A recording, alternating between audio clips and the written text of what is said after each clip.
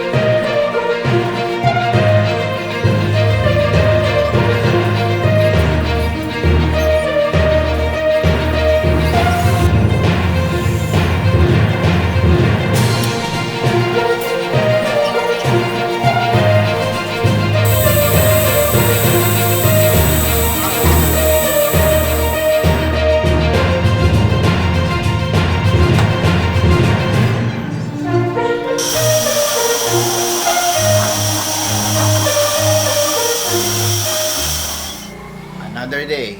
Medyo ginabi na ako last night. At least may resulta na. Pakita natin mamaya pag natapos na. Ngayon, dito naman ako sa engine bay.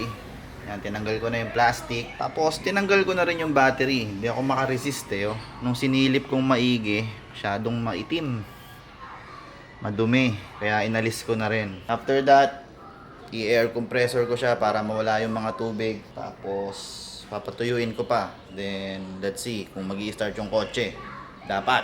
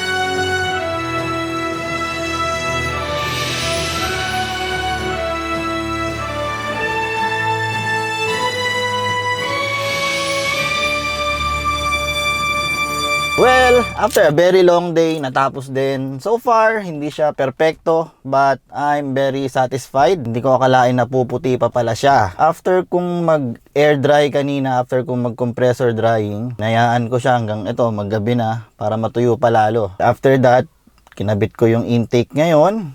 Intake, pati yung mga wires.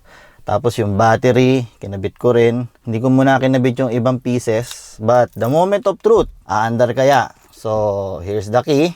So far, may ilaw yung gauge. And, oh! Copyright. Yan, umilaw yung gauge. Good sign.